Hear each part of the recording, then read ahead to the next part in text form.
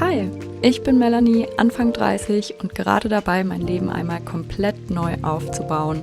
Ich habe die Großstadt und den klassischen 9-to-5 hinter mir gelassen, um herauszufinden, wie ein Leben aussieht, das sich wirklich nach mir anfühlt. Und über diese Reise mit all ihren schönen, chaotischen und ehrlichen Momenten mache ich regelmäßig Vlogs und Videos.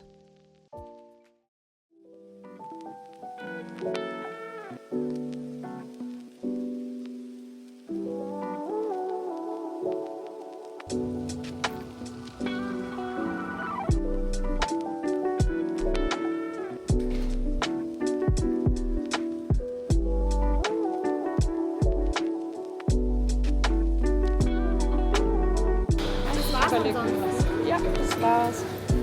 Danke.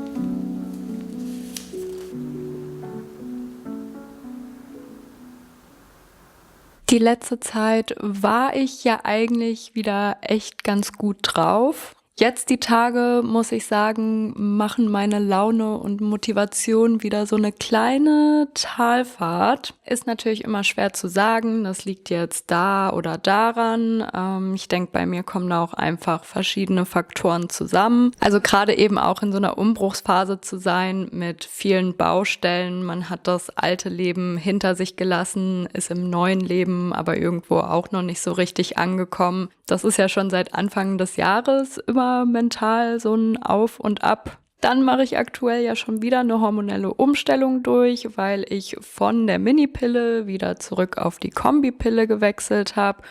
Und da habe ich auch gehört, dass gerade in den ersten 3 Monaten die Stimmung dann eben auch wieder sehr schwanken kann. Und ja, das brandaktuelle Thema natürlich, wo ich gemerkt habe, dass ja auch einige von euch damit leider ein bisschen zu kämpfen haben, die Sommerdepression ist ja jetzt gerade schon wieder ein bisschen länger kontinuierlich um die 30 Grad warm. Und ich glaube, das könnte halt auch echt wieder ein großer Faktor sein, weil ich merke, wie ich die letzten Tage so eine richtig krasse Sehnsucht nach so Herbst und Winter entwickle.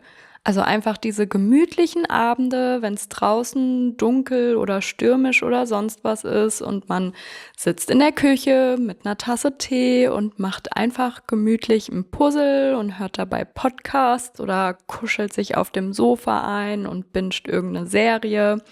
Klar, das kann man im Sommer natürlich auch alles machen, aber es hat halt irgendwie nicht so diesen Vibe, wenn man durch die geschlossenen Rollläden dann trotzdem noch die Sonnenstrahlen durchstechen sieht und wenn man außerdem permanent am Schwitzen ist. Ich meine, ich versuche trotzdem das Beste aus dem Sommer zu machen, schöne Dinge zu unternehmen, die man halt primär im Sommer machen kann. Aber ich sag's ganz ehrlich, ich bin auch nicht böse drum, wenn der Sommer sich dann dem Ende neigt. Für mich geht's gleich ins Restaurant arbeiten. Ich bin nicht so motiviert, muss ich gestehen. Aber ich glaube trotzdem, dass es mir wahrscheinlich gut tun wird. Ach so, vielleicht noch ein kleines Fazit zum Kinofilm gestern. Wir haben ja Minions und Monsters geguckt. Ich muss gestehen, mich hat's jetzt nicht so gecatcht.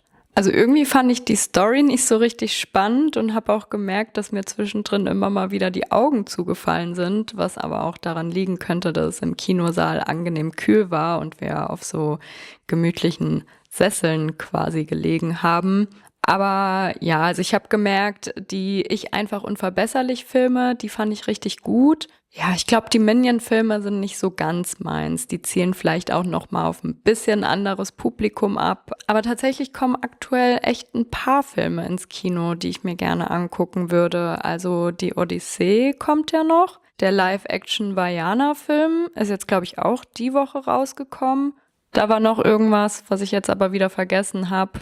Macht natürlich Sinn, ne, so Blockbuster in der Schulferienzeit vielleicht auch rauszubringen. Schade, dass Kino mittlerweile auch immer so teuer ist. Falls von euch schon jemand Vaiana gesehen hat oder das Video ein bisschen später sieht und in die Odyssee war, dann sagt gerne mal, wie ihr es fandet. Obwohl ich bei Filmen tatsächlich auch immer finde, dass das super subjektiv ist. Ich habe ja auch Film studiert und trotzdem würde ich mir nicht anmaßen, über einen Film zu sagen, der ist gut oder schlecht, weil am Ende ist Film ja auch irgendwo Kunst und Kunst liegt im Auge des Betrachters. Mal schauen, ob ich mir die noch im Kino angucke oder warte, bis es die irgendwo zu streamen gibt, wo ich mein Disney Plus Abo jetzt auch gekündigt habe, um ein bisschen Geld zu sparen, weil ich merke, ich gucke jetzt nicht so häufig Sachen auf Disney Plus, dass es sich lohnen würde.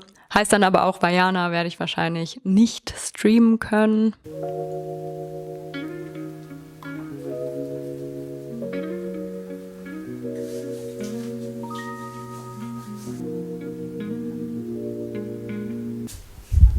Okay, nächstes Mal sollte ich mich erst anziehen, nachdem ich mich eingecremt habe.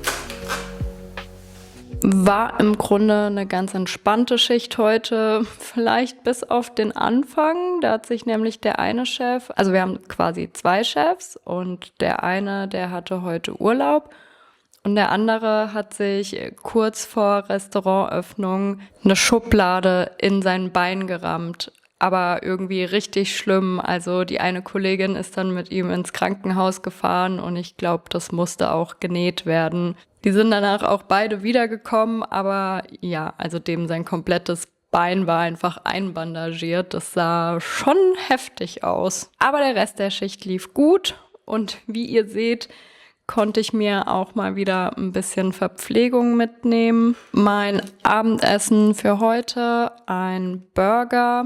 Also es war jetzt schon relativ spät, 11:15. Aber ich esse dann trotzdem lieber nach der Schicht in Ruhe zu Hause, als da irgendwie mir das so in 5 Minuten zwischendurch reinzuhauen. Für morgen habe ich dann direkt auch noch eine warme Mahlzeit. Hier so Scampi auf Tagliatelle in Weißweinsoße, noch mit ein bisschen Gemüse. Ja, dann war halt auch wieder Zeug übrig, nämlich einmal ein paar Kartoffeln und Nudeln und hier so ein ungebratenes Stück Hähnchen. Ja, ich denke, die Sachen werde ich mir dann wieder einfrieren. Dann habe ich auch für die nächsten Tage noch was zu essen. Genau. Aber bevor ich jetzt meinen Burger esse, springe ich erstmal unter die Dusche. Ich bin nämlich komplett verschwitzt und fühle mich einfach nur klebrig und ekelhaft.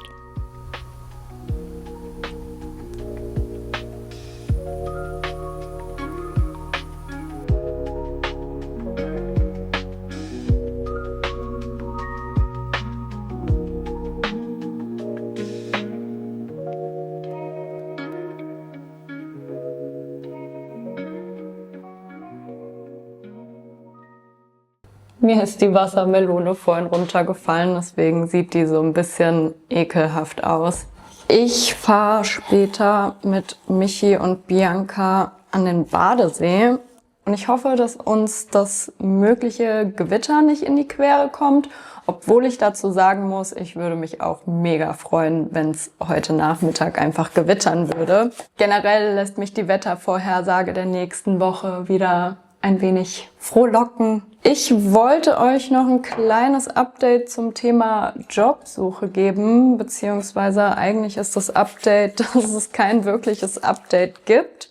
Also seit ich jetzt erfahren habe, dass ich keine Festanstellung im Restaurant bekommen werde, habe ich mich weiter auf Teilzeitjobs beworben.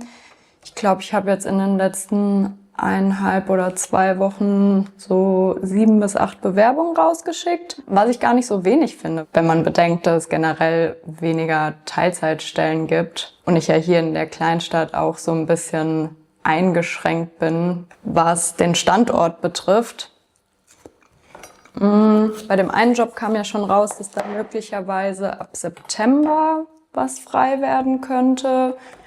Bei einem Job habe ich auch schon eine Absage bekommen und der Rest ist jetzt aktuell noch so ein bisschen offen.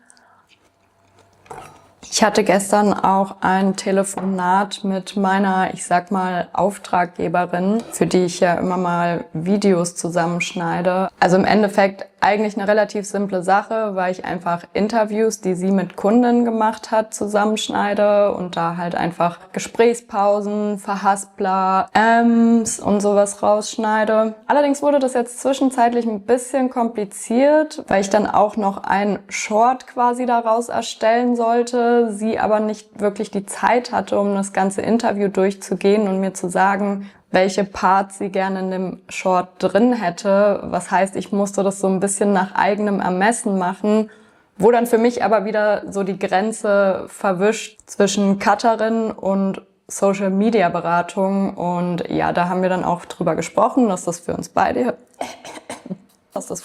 eben nicht so optimal war und jetzt auch eine gute Lösung gefunden. Und zwar werde ich für sie jetzt weiterhin so die langen Videos schneiden und ein bisschen runterkürzen. Und die haut sie dann in so eine KI-App, die daraus dann irgendwie in ein paar Sekunden oder Minuten irgendwelche Shorts erstellen kann.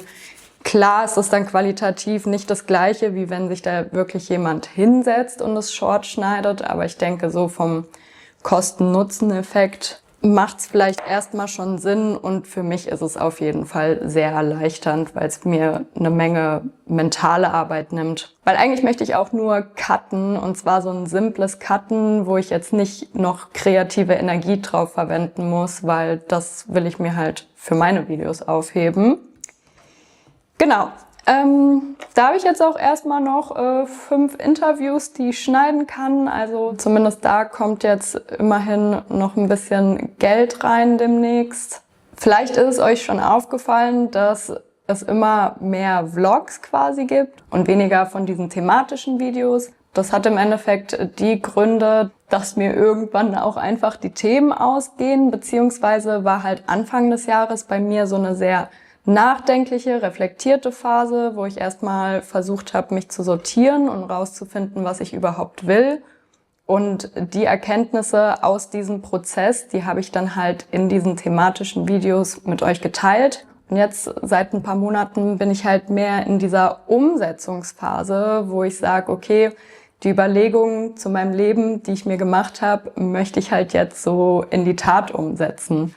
Und tatsächlich waren Vlogs ja von Anfang an das Format, was ich machen wollte, wo ich aber am Anfang halt auch schnell gemerkt habe, okay, nur mit Vlogs generiere ich jetzt erstmal keine Reichweite. Und da muss ich sagen, konnte ich in den letzten Wochen bzw. Monaten eine super schöne Beobachtung machen, die mich richtig freut. Nämlich mittlerweile funktionieren meine Vlogs auch alleine. Also sie haben auch quasi dieses Discovery, dieses Entdeckungspotenzial, was früher vielleicht eher nur bei den thematischen Videos der Fall war. Manchmal merkt man ja gar nicht, was man so für Fortschritte macht, aber wenn ich mir halt angucke, so im letzten Jahr noch, wie viele Aufrufe meine Vlogs da durchschnittlich bekommen haben, da war es dann normal, dass die irgendwie um die 200, 300 Aufrufe bekommen haben und jetzt sind wir auf dem Level, dass meine Vlogs regelmäßig über 1000 Aufrufe bekommen und das halt in weniger als einem Jahr. Und ich finde, das ist was, da kann man sich schon echt drüber freuen. Heißt jetzt nicht, dass ich nie wieder thematische Videos machen werde. Wenn es was gibt, was mich beschäftigt oder ich irgendeine tolle Idee habe, dann mache ich das auch nach wie vor. Aber ihr könnt euch jetzt eher drauf gefasst machen, hauptsächlich Vlogs von mir zu bekommen.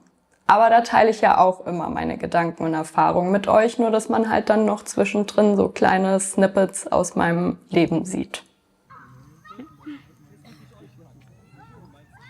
Ja, du wirst jetzt ein Star. Auf jeden Fall gibt es hier viele Fische, weil die Leute gehen ja hier angeln. Und kommt auch